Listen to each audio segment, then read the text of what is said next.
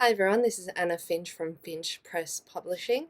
Now today's video is a book review of A Line in the Dark by Malinda Lo. Now when I picked this up, I thought the cover was interesting. It grabbed my attention. Um, Now I actually got this from in Melbourne from Hyena and Hare's bookshop. It's an independent bookshop. It has it focuses on books from LGBT authors and perspectives.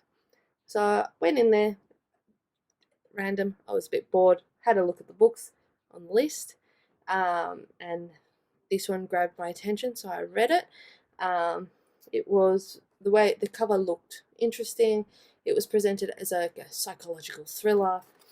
Um, so literally, it's described as Gone Girl meets Pretty Little Liars. So read it, read the blurb, seemed interesting. Not my generally. So I picked it up, read it. I read most of it fairly quickly.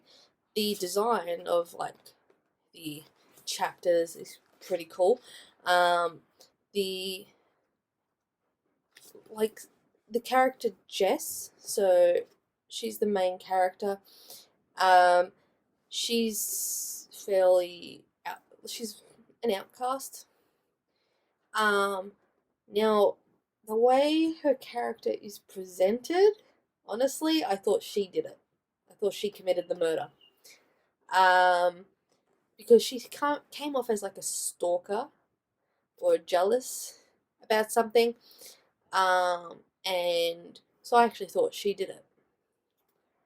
And going through it, the fact she lied to police, she was missing memory, she was drunk at the time the murder happened. It, in my mind, seemed highly likely that she was the killer. And then in the last, there was hardly any build up to the actual real killer. Um, the last bit, you're presented with another character who was also there, supposedly, who was at the party that they were at, Margot, and they present her as the killer. Right, she confesses. I'm like, okay, that kind of came out of nowhere, but she was there, kind of believable. And then you get the epilogue. So you're 4 months later after Margot's sentence, and then you've got the epilogue, which is basically the scene for the murder. It was technically an accident. And it's presented as you have this character who confesses to the death, and it's kind of believable because the character's fairly bitchy, and the way that character is developed, you could see them as the murderer, and then in the epilogue, it's revealed that no, Margot was not the killer. Margot was covering for the real killer, who was Angie, the girl that Jess was in love with, that Margot was in love with, and was actually dating. So you go from, okay, here's the killer, and there's no real build up for the characters themselves working out who killed them. And then you get an epilogue which says, no, it wasn't this character. It was the good girl character type. That came out of nowhere. And reading this, I get what she was trying to do with it, but honestly, to me, it wasn't a thriller. It was nothing like Gone Girl. Pretty Little Liars, maybe, but there was nothing like Gone Girl in this. I mean, I watched the movie Gone Girl and it was interesting, and that was a psychological thriller. It really messed with your head. The main character, was a psychopath. But this, no. So it doesn't fit the genre it's being presented as. The Cover is great. It grabs your attention. The blurb is good because it grabs your attention. But when it comes to the actual story itself, it's a letdown. It was not what I was expecting when I picked it up. I thought it was maybe thriller, horror, murder mystery, whatever. There was not a lot of build up with the actual murder mystery part of it. I wasn't really thrilled with the story. It was okay.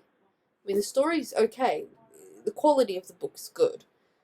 But the story, the characters themselves, not so much.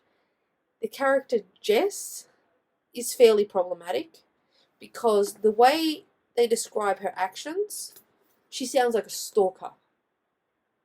It's sometimes she sounds like a stalker. She sounds really creepy.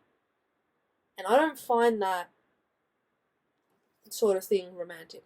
I don't think it should not be romanticized. They present that sort of behavior as expected or normal, and it's not. Okay?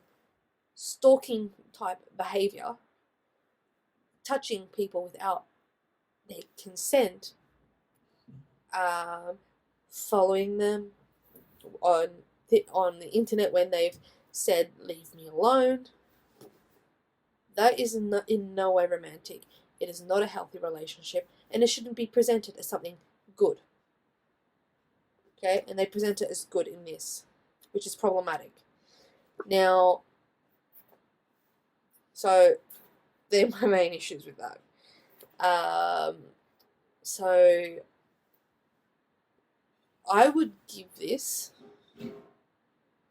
4 out of 10 for enjoyment. It was okay. Not wow. It was okay. It wasn't wow. It didn't really intrigue me. I lost interest in the book.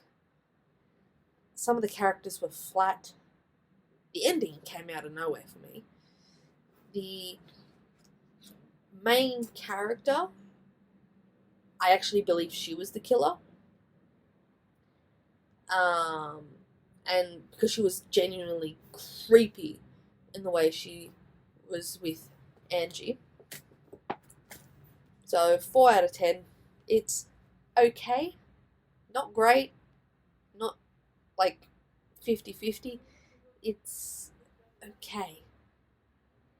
Quality of the writing's okay. The language is accessible.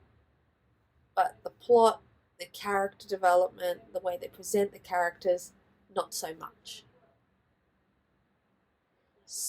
Give it a 4 out of 10. And I would not recommend this at all. So I haven't read many texts written by LGBT authors or that present authentic LGBT voices, but this would not be one I would recommend for it. There are plenty more that are a lot better, and they present it as in a healthy way. This doesn't. Do not recommend. And I definitely don't recommend it for the curriculum either. So that's it for this video. If you liked it, press the like button down below. If you want to be notified of when I upload, hit the subscribe button. Thank you.